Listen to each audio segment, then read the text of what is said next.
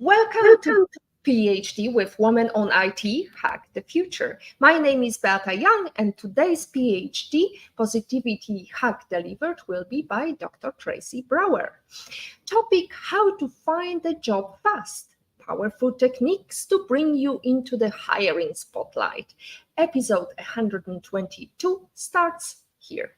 Let me remind you, this is a grassroots community that focuses on women on IT, an inclusive forum of women in technology, startups, and female leaders who are supported by men as well. And I bring heart to that hustle because empathy is my mojo, and empathy is critical when you are trying to find a job. First, let me remind you what's been happening in the world of technology and our community. Giovanna Galeo Malaga, big cheers to you for taking charge on the stage with your exceptional keynote, The Wizardry of Project Management at DevFest Pescara 2023. I hope you're gonna speak at more events because we need more female leaders who are on the spotlight, not just when they are looking for jobs.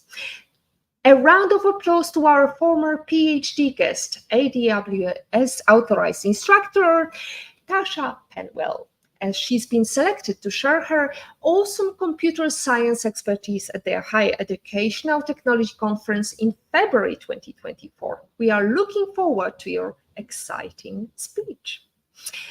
Exciting news for our former PhD guest, Rachel Coward, as she has been invited to speak at Live Wired in celebration of Wired's 30th birthday. We are looking forward to hearing your exciting development in the world of gaming. And my special thanks go to Mark Whitley, a leading City of London politician and passionate advocate for the space economy. Follow him to hear about all the amazing opportunities in the space industry that can benefit both Londoners and people around the world. Now let's go back to our topic, how to find a job fast. Powerful techniques to bring you into the hiring spotlight. Embarking on the journey to find a job can be a challenging and time-consuming endeavor. The process often feels like a roller coaster of emotions, from excitement to frustration, from waiting for that phone call to happen, then to waiting to another phone call to happen, and it goes on and on. According to data, 70% of new roles within 3 months after layoffs. 81% of recruitment professionals struggle to fill roles. 71% of job seekers find the process complex. Therefore, we have brought our second-time guest, Dr. Tracy Brower, a renowned PhD sociologist studying work-life balance and work-life fulfillment and happiness. She's an author, award-winning speaker, and the vice president of Workplace Insights for Steelcase, and a senior contributor to Forbes and Fast Company. Don't miss this opportunity to ask your questions and get your job ready. Tracy, we've had the pleasure to chat to you just last year or over a year ago, and it was a very different dynamic. It was a post-COVID world. We still had to manage a lot of paperwork. So I'm curious, where in the world are you? Are you in the same place or somewhere new? Well, that's a great question. Thank you for having me back. I so appreciated our conversation last time and love the work that you're doing. Yes, I'm in the same place and like everybody else in a completely different place. I love the way that you worded that because it kind of has two answers. I'm in Michigan in the United States, same place I was before, but we've all learned so much and I think we've shifted so much and things are going fast again. And so we have this moment to figure out how to either keep up or set a boundary or manage it ourselves. We are going to set a boundary and make sure that you are going to, whoever is listening to us, get job ready or be able to pitch yourself wherever you are meeting somebody new or whenever you have a chance to impress somebody. Because job seeking is a really, I would call it a sales pitch, isn't it, Dr. Tracy? Yes, absolutely. And your language about a roller coaster is so right on as well. It's an emotional effort and it's a lot of effort. One of the first things I say is that the job market is really, really strong. You know, there are really high percentages of people who say that they find their job in 3 months or so. There are lots and lots of hiring leaders saying they're challenged to find the right people. But the process is complex, and lots of people say they wish they had started earlier. So it's a lot of work. There's a lot of emotion, but oh my gosh, it's so worth it in terms of you making that investment and the outcomes that come forward as a result. Well, I don't know where to start, Dr. Tracy, because there are so many things we can do to improve our chances. But where do we start if we want to look for a job? Yeah, there are so many good starting points that you can really think about. And I think the first thing you can do is really think about networking. It is absolutely true that we hire people we know, or we hire people who we know that, somebody else knew. You can really, really think about reaching out to people you know. Reaching out to people you know and asking them to introduce you to others, making sure that you're clear with your network, that you're looking for something else. You may, if you're in the middle of a job now and you need a little confidentiality, that's really, really fair. And you might want to ask for some anonymity or confidentiality as you're doing that search. But in general, a really good place to start is strengthening all those connections. Reach out and have coffee with somebody, reach out and have a virtual meeting with somebody, reach out and ask what opportunities might be available. Really think about, too, how you're connecting through asking for introductions, asking for clues. Here's one last thing, and then back to you. Interestingly, data suggests that we find our best opportunities on the outer circles of our networks. The people on our inner circles that we know best often have access to the same information we do. So when we reach beyond our inner circle to our next circle out, or our tertiary circles of connections, those may be where people know about opportunities that we may not also be aware of. So start with networking. Start with networking, and that's a great opportunity for me to mention our chat with Kelly Howie, who talked about networking, how to network during pandemic world, but also how to network online, because the pandemic world was very much online and not so much offline opportunity to make connections. Now, we talk about networking. How do we approach networking right? I think a really important part of approaching networking well is to think about what you're offering to the network. Like, a lot of times we may think about, ooh, I want to get something. I want to get a job. I want to get a contact. I want to get an introduction. But I think when we really focus on building meaningful relationships, that's a really good place to start as well. There's a great quote that talks about how the real value in networking isn't greed, but generosity. So think about deepening those relationships and getting to know people. This is related to another aspect of finding a job fast, and that is really looking for a good match in terms of the job. Like, you know how sometimes you have a role and you want to expand to something that's quite different and is a wonderful reach that might be adjacent to your field.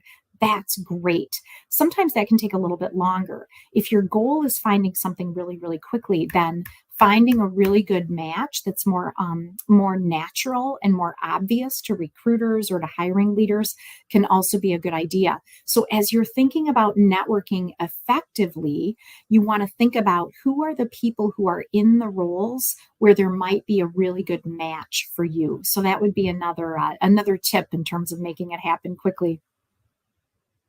Another tip to make it happen quickly, also looking who is hiring at the moment or who is opening new positions. However, if we hear nothing back, do we take it personally? This is a really tough one. There is research that lots of people are getting ghosted right now. And it's interesting because it's almost like a tale of two worlds because hiring leaders in very significant percentages say they struggle to find people to hire. And then people who are looking for jobs in very significant percentages say that sometimes people aren't super responsive. And I think what we want to do, absolutely to your question, is not take it personally. Number one, people are all busy and overwhelmed right now.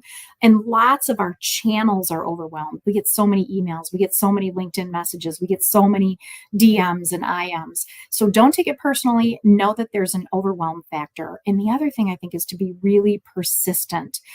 I wrote an article not too long ago, a different one in Forbes, that talked about how to follow up graciously, how to follow up with panache, I think was something like that in the title.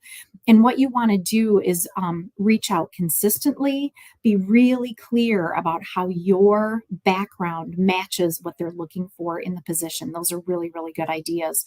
Another thing you can think about if you're being ghosted or if you're not getting the follow up that you want is to really cast a broad net in terms of what you're looking for. You know, people hiring leaders are looking for a match in terms of your skills and capabilities and in terms of your potential, but they're also looking for a match and an add to their culture. And so you want to find the right fit for yourself. They want to find a good fit for you. So when you cast a broad net, that's also really, really smart in terms of how we think about our responses to being ghosted. It's a lot easier to be ghosted when you feel like you've got a lot of other oars in the water. That one I didn't hear back from, but I've got lots of other things happening. That's a little easier emotionally. Absolutely, much easier. And also, one thing I need to remind you, all our lovely viewers, our listeners, positive attitude is half success. Now, let's approach positively our lovely listeners. We've got Mary who says, excited to see Dr. Tracy again in PhD. So are we, Mary? Thank you. And Jane is also listening to us. Hello, Beata and Dr. Tracy. Nice topic to listen to help others. I have a friend that realized networking too late and don't know how to start. She's a very introverted person. Any advice how to start? This is such a good one. Networking is really hard. I know I'm a fellow introvert, so, we all need these skills, right? I think one thing we can do is start small. And when I say start small, start with people that you know. Maybe you only know a couple of people, but start with them and get their advice about career. Ask them questions about what opportunities they might know of. Ask them if they could introduce you to someone else. So think small in terms of your inner circle and then expanding one step at a time from there. Also, think small in terms of what you're asking for. You're not asking for a long-term mentorship relationship. You're not asking for someone to hire you. Start by just asking someone what kinds of advice they might have for someone in your situation in terms of your career. Ask them if they might be willing to have a virtual coffee, right? That's a small ask versus a lunch or a longer meeting. So start small in terms of those. And also, I'd say the third thing as an introvert and as you're getting started is to remind yourself that most people actually like to be asked. I think we can feel uncomfortable sometimes and feel like, oh, I don't want to take somebody's time, or I don't want to ask. I don't want to be in a position. But a lot of times people like to give their advice. They're flattered when you ask. They appreciate spending the time and giving advice. So that's another way to kind of talk to yourself about it and to increase your comfort and positivity with it.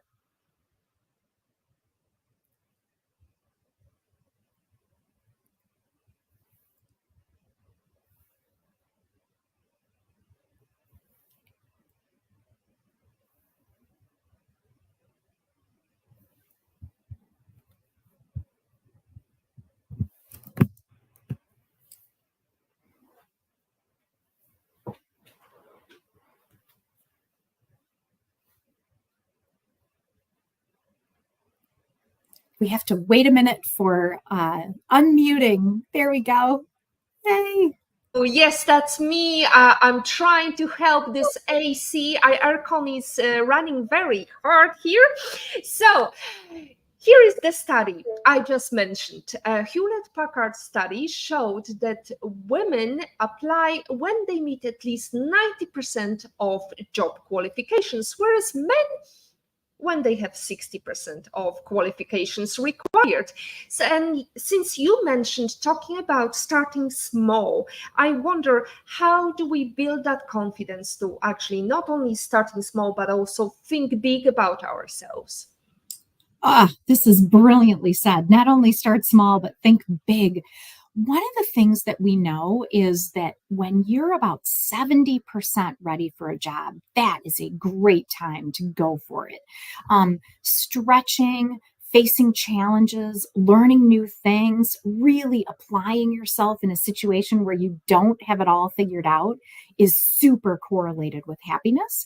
And so when you put yourself out there, when you take the initiative, that's a really good idea. So while that research is so relevant in terms of what you were just sharing, women wait until they're 90% qualified, you can actually go ahead and take a risk, put yourself forward, take initiative when you're about 70% of the way there, because you send a message about your initiative, about your capability, about your proactivity. You send a message about your potential and where you're going, and employers really appreciate that. The other thing is there's some really great research on being proactive. I just wrote an article about this in Forbes as well. If you did a search on proactive Brower Forbes, you would find it. There's some wonderful research Thomas Bateman has actually done. When you are proactive, it actually contributes to your well-being and it contributes to your career success. So taking those steps are absolutely relevant in terms of where you'll go. They are also relevant in terms of your well-being, because when we take initiative and take action toward our own success, it is good for our cognitive, emotional, and even our physical well-being. So remind yourself that you can do it. Remind yourself that you are likely to be successful, even if you don't have all the skills yet today. Remind yourselves that a really big part of putting yourself out there is the message and the positive message that you send to employers. So the takeaway here is go for it. You will advantage yourself. You can do it. And just the fact that you're going for it has its own advantages. Well, asking a friend is also very useful. So getting a feedback, how to get that feedback and not feel offended if there are some things that needs a lot of improvement.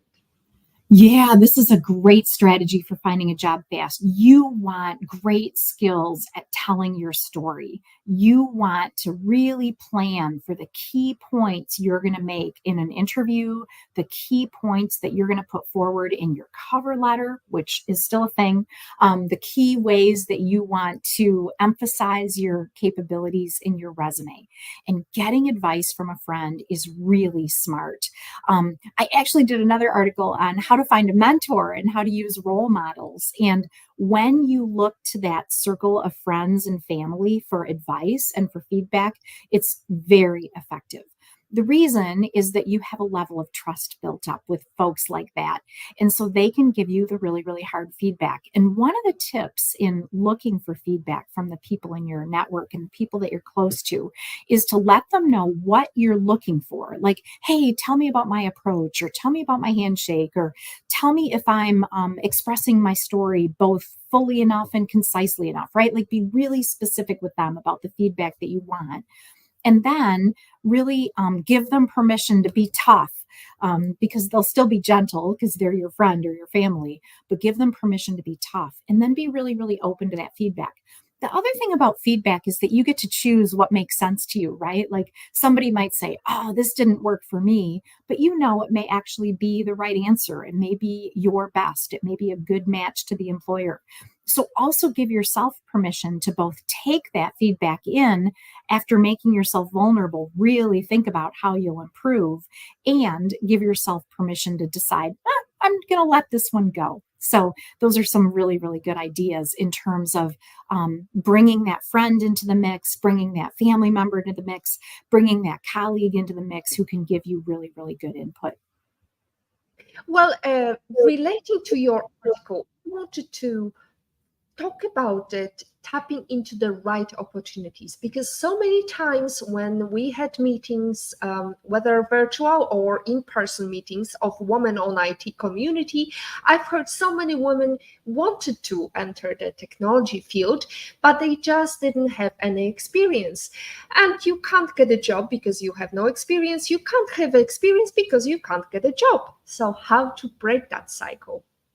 Yes. Oh, this is a good one too. One of the ways to break that cycle is to get experience through an internship. Sometimes women are especially drawn to returnships. I did an article on that as well, where maybe you've been out of the job market a while and you want a returnship. So that's actually a thing in terms of employers who are bringing people back, maybe on a 6-month or a year-long basis to try things out. That's another good one.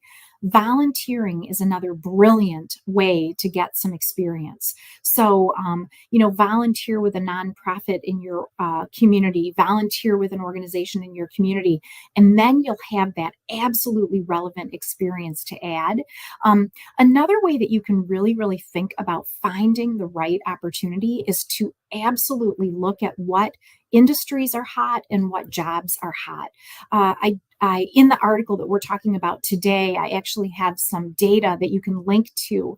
The hottest industries right now are tech, of course, with this audience, healthcare, management, marketing, and law. And so those may shift and they may be different for your region, but it's a really good idea to look at what industries are hot. And then you can also look at what jobs are hot, and they tend to be related to those. So you want a job that's going to be the right fit for you. But if you're finding something quickly, if you look for those fastest growing jobs, that's a really, really good strategy. And when you're going broad in your search, make sure that you're doing a really nice job of making it easy for the recruiters or for the hiring leaders. Make it easy in terms of using the verbiage from the job description in your resume, using the description and the language in the description, and referencing some of those same words when you're in the interview. Make it really easy for people to connect the dots, because again, they're overwhelmed and you know you best. So you can help connect the dots in terms of what you bring and what you've studied about the job description or about the organization. Those are ways that you can really find the right match for yourself. Well, that sounds like a full-time job before you get a job. Yes, that is so well said. It is a full-time job to find a job. It takes lots of energy. I think that's actually another tip. And that is, what you put in is what you get out. So if your goal is to find a great job, find a great match, and do that really, really quickly, if you put yourself into it full throttle, you'll be more likely to get out of it more quickly as well.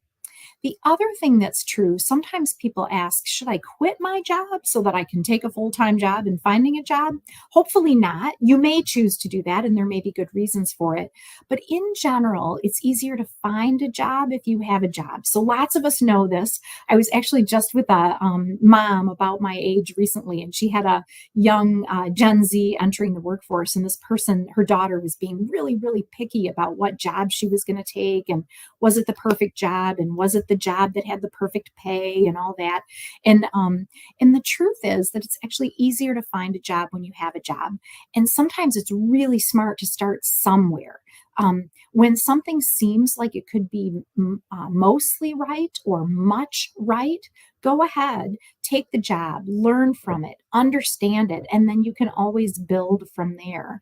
And when you're in that new role, you have a lot to learn. So use that new role as an opportunity for learning and growing and developing, and give yourself that opportunity. So invest the time. Know it's going to be a big investment, and then let that pay off by taking a role and taking a chance with a role. Well, it's very interesting what you're saying, because it reminds me what Oprah Winfrey once said. By finding what I don't want to do in the future, I developed my idea what I want to do. So quite often you have to do a lot of things you don't enjoy doing before you actually start your journey. And also another pointer, I think another benefit of starting a job small is actually building your network, having this opportunity to have working environment, have some people to talk, and have that bright future figured out much easier.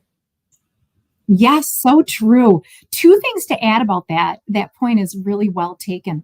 One, we we tend to choose jobs based on our personality characteristics. This is not rocket science, right? Like the people who go into a teaching role are different than people who tend to go into an engineering role or a healthcare role, for example. But the thing that is relevant about that to us is that when you have similar personality sets within a job, that makes it often a great place to make friends, to build relationships, to really connect with colleagues. Statistically, we really appreciate people who are different from us. Statistically, we're very likely to make friends and have strong relationships with people who are very similar to us.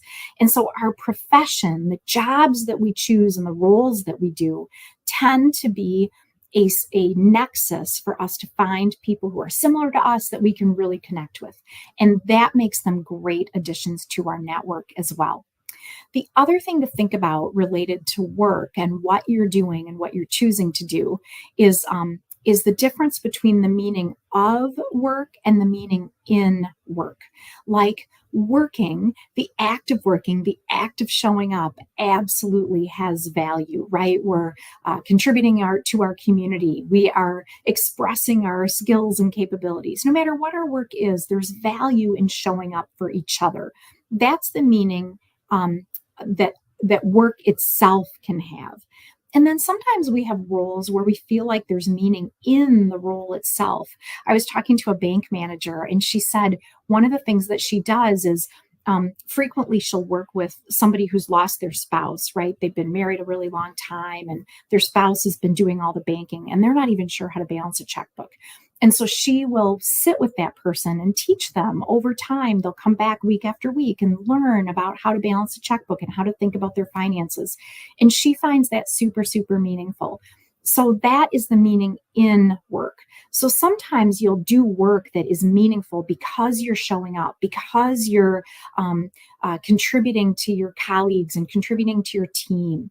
And sometimes the work itself will have intrinsic meaning for you as well. Each of those are really valuable conditions. And so we can think about that. Finding a job and either doing it because it's meaningful to get off the couch and show up for other people, and or because the job itself is especially interesting to us. I just stumbled upon one sentence in your article. Relationships can be hard. Can we delve into that and try to ease the hardship of relationship, especially that you claim to be introvert? Yeah, right. How we interact is sometimes a skill, right? I think, yeah, relationships can be hard. Like we have to invest in relationships, and relationships are a place where we are challenged by somebody's differences of opinion. We're challenged by differences in style. We're challenged by people who push back on us, and those are actually really strengths in relationships. And we've got this narrative right now that work should be easy street, right? It's if we encounter any challenge, if we're frustrated at work, maybe it's not the right thing, right? Work should be all easy all the time.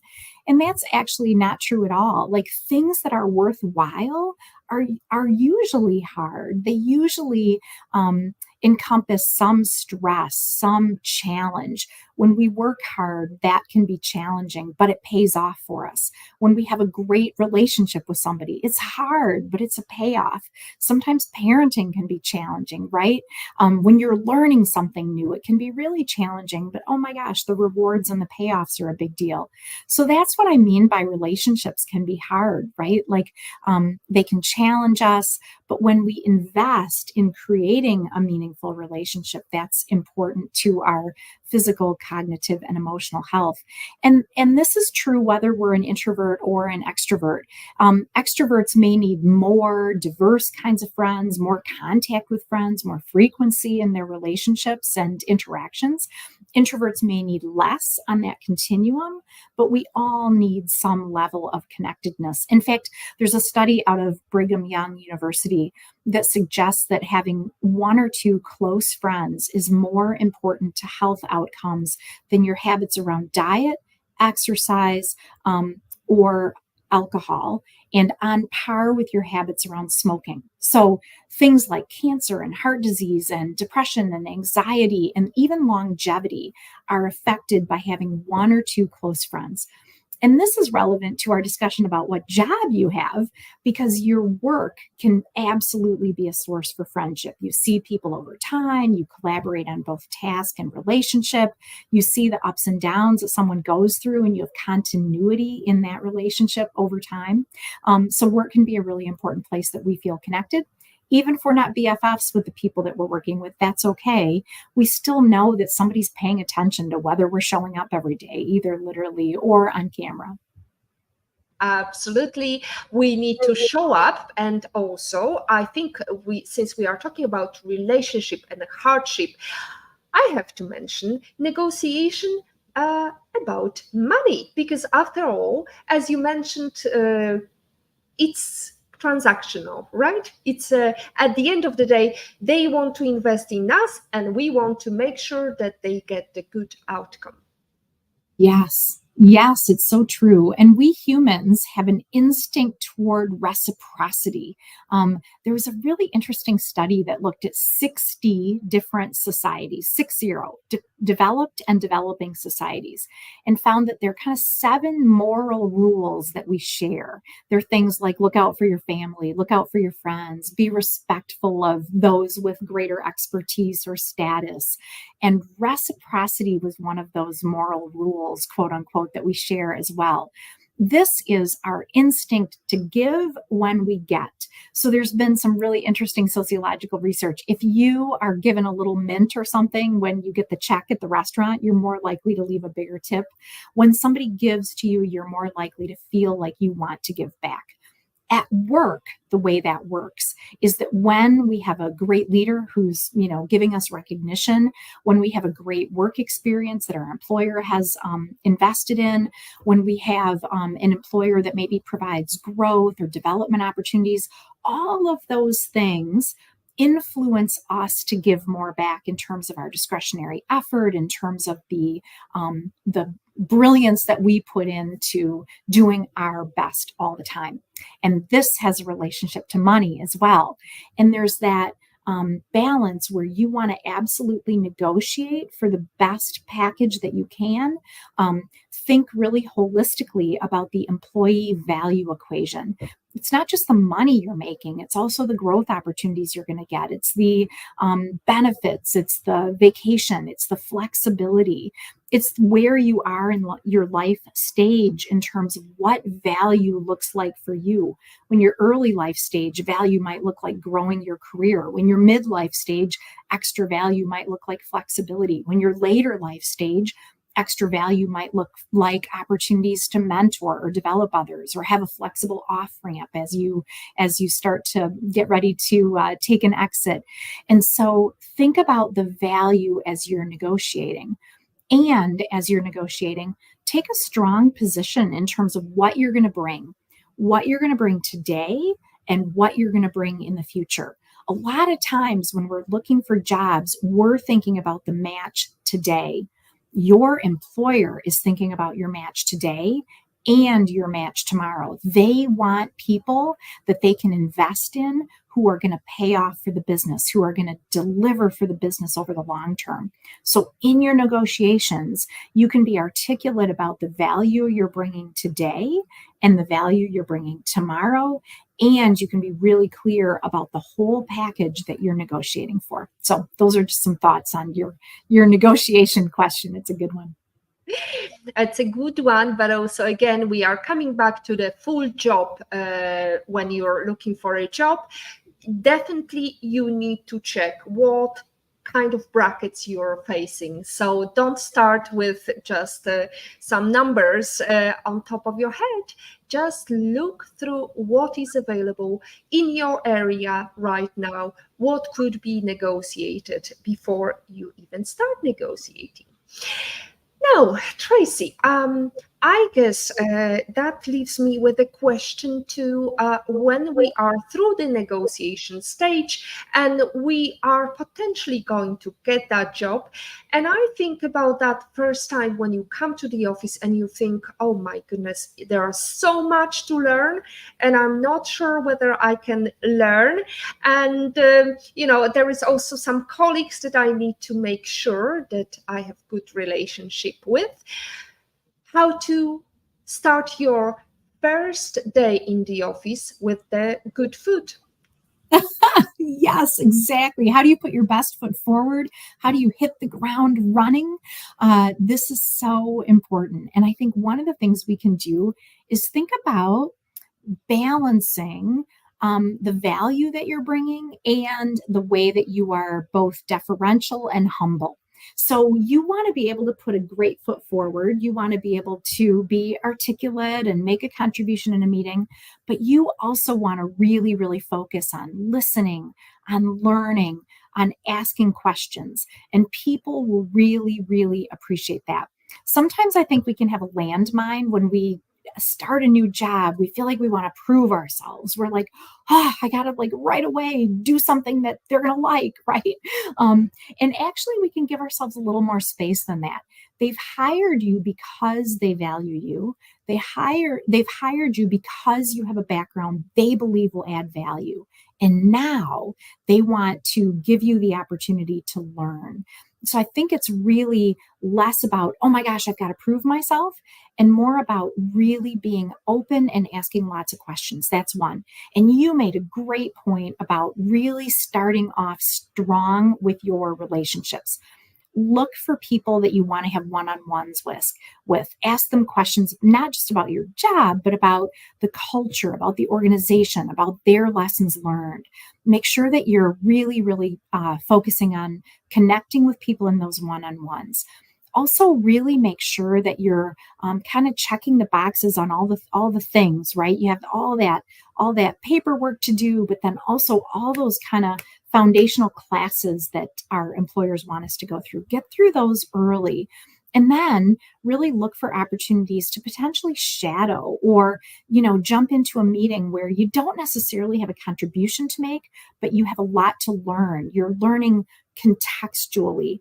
So think about 3 areas that you want to be learning. One is learning your job from your coworkers, from the people who will be recipients of your deliverables, from your boss.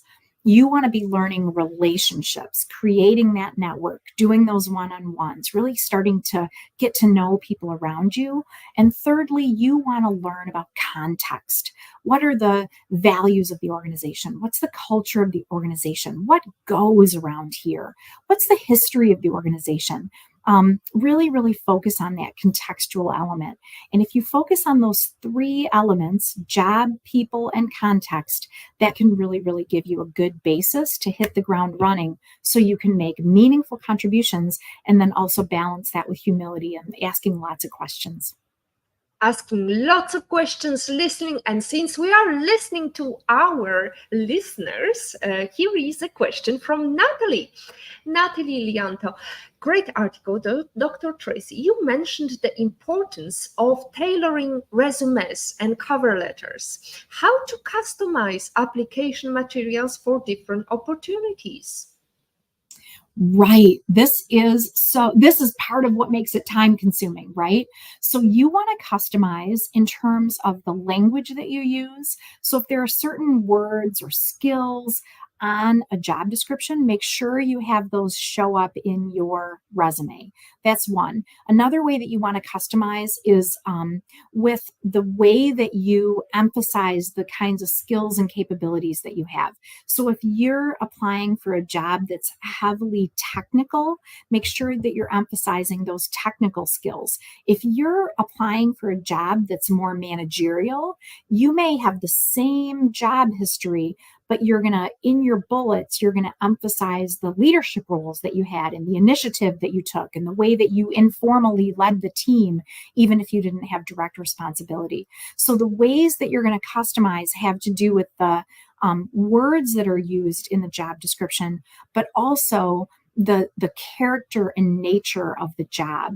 The other way that you can customize is by thinking about the culture of the organization. So you're going to do some research. Maybe an organization is kind of a take no prisoners, all about results kind of organization. Or maybe an organization is all about more of a gentle approach, or a steward leadership approach, which is still about results, but then also about kind of a culture that's very people centric. You can use language in your job description or your cover letter or your interview that picks up on some of those cultural nuances. If it's a get it done culture, all about results culture, be ready with your results, with your stats, with all of the quantitative ways that you made a difference. If it's an organization that's really, really focused on people, be really ready to talk about your people centricity, your respect for your colleagues, the great work the team did, how you loved being a team player, and these are the ways you came together to deliver results. That's the third way that you can be really specific about it. In terms of really customizing your materials, and then also the way you present yourself and the way you present your story. Thank you for that question. I really, really think that's helpful. I'm also very thankful. However, I have to say, Natalie, I hope you're not talking about it seriously. I hope you will stay with us. I mean, Natalie's been helping me with our social media efforts, and I would be very, very sad to see her leaving.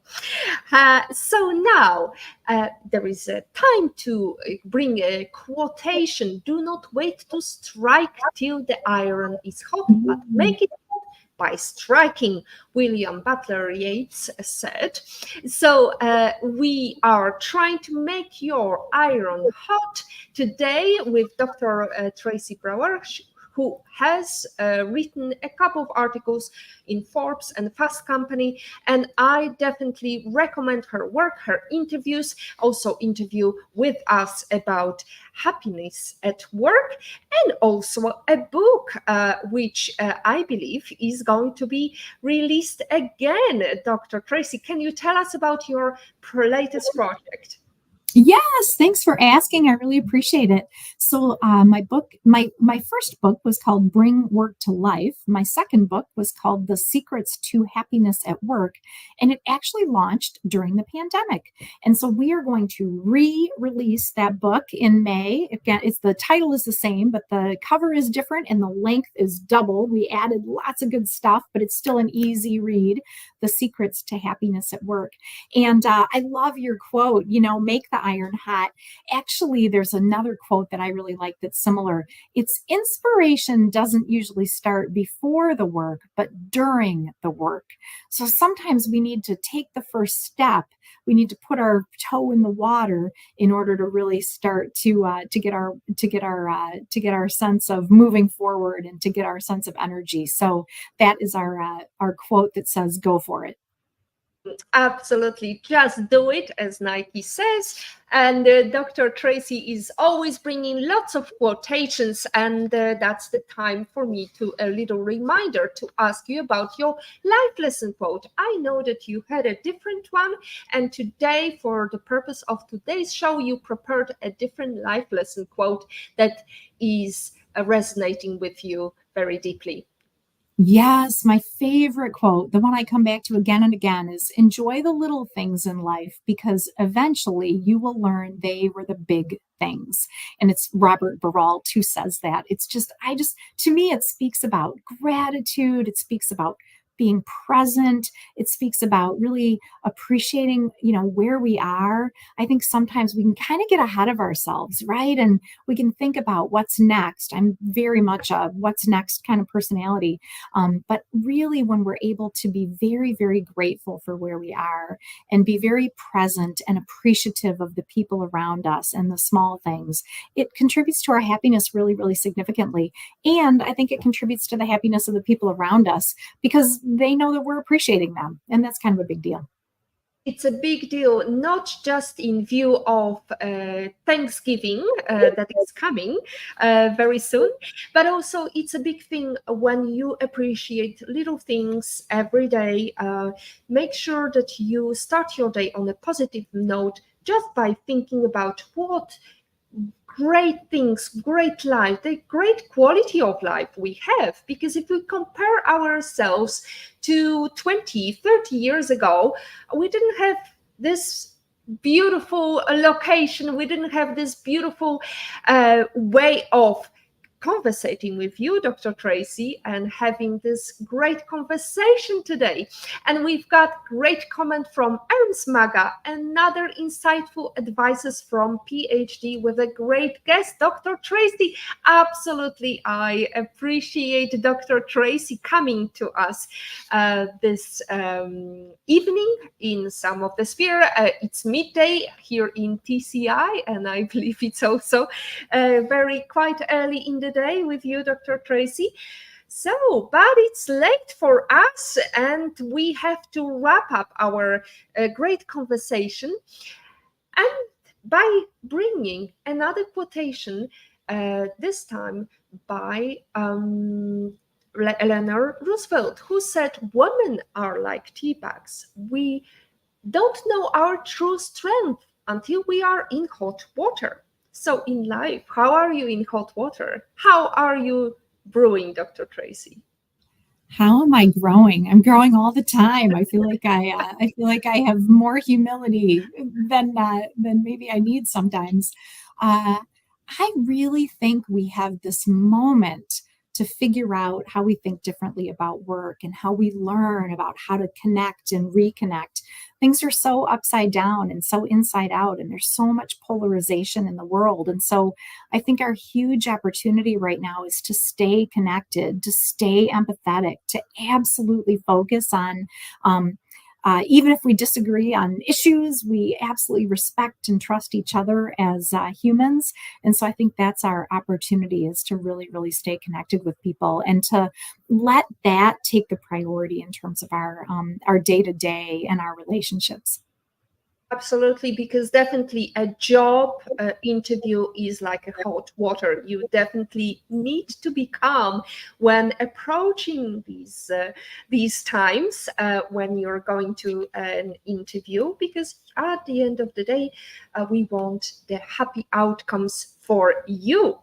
Now it's time for me to ask you, what is the number one book you wish you read before you started your career? Mm. This was a hard one. I've read so many really, really good books, but I really appreciated Man's Search for Meaning by Viktor Frankl. That was a book that I read a long time ago, and it has so stuck with me. And there's so many lessons from the book, but one of the things that I think is so important is the extent to which we can absolutely choose how we respond to our circumstances. We absolutely can't always control the circumstances, but you started us out by saying our positive attitude makes a really big difference. And it's not toxic positivity. We're absolutely aware of what the challenges are, and we're staying attuned to that so we can be responsive and proactive, but also we remind ourselves how empowered we are to find that next new job, or take the initiative to raise our hand for the project, or take the initiative to solve a problem. We were just talking about, sometimes you can be nervous in a job interview and you get into hot water, and, how do you think about that? We can absolutely know that we can energize people when we're nervous about something. It says that we care enough to be nervous, like we're putting energy into something, and that makes us focused. And so when we really, really think about how we choose to frame things, how we choose to think about things, and know that that affects how we interact with others, that I think can be really empowering. So Man's Search for Meaning was a really meaningful one for me. Meaningful books from Dr. Tracy, meaningful talk with Dr. Tracy. And as we are heading towards the end, Dr. Tracy, we talked about when pandemic is over and you could travel anywhere in the world and have a meeting, private breakfast with anybody in the world. Have you changed your mind? Who would you like to meet in that private environment? I don't think I've changed my mind. I think I have a really, really long list of people I can always choose from, but I'm a huge fan of Robin Dunbar. Robin Dunbar because of Dunbar's number. He is a sociologist and psychologist who has done tons of research on how many people we can know and how many people we can have relationships with, and has absolutely deeply researched friendship and connection. So I would love to get together with Robin. I interviewed him for an article not too long ago, and he is just an amazing human. And I would love to fly him to me. There's a really cool restaurant in Ann Arbor, Michigan called the Jagged Fork. Cool name. Just kind of a diner, but they've got the most creative menu ever with, like, I don't know, pancakes and waffles and amazing things that sound so delicious, and they are. So I think I'd fly him to me from the UK, and we could have breakfast there. Fantastic. I would say start small, think big, but also Simon Sinek says dream big, start small, but most of all, start.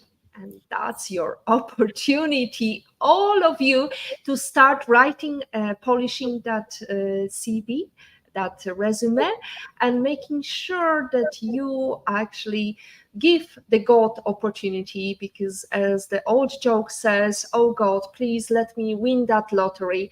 And God says, well, why don't you buy a ticket first? So that's another opportunity for you to actually find a job.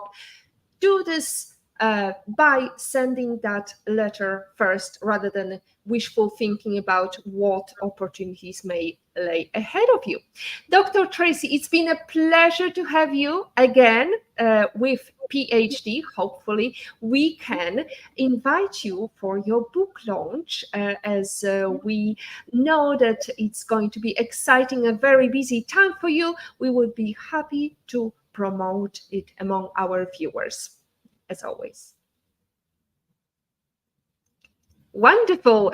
That's great altogether. Thank you, Dr. Tracy. And that's it from episode 122 of PhD Livestream. Thanks to our guest, Dr. Tracy Brower. To stay updated and ensure you never miss a positivity hack delivered, follow Woman on IT and turn on notifications to be alerted once a video has been released. Thank you so much to our lovely audience who participated and asked questions. We had great questions and great comments from Mary, Jane, Natalie, Lanto, Erms, Maga.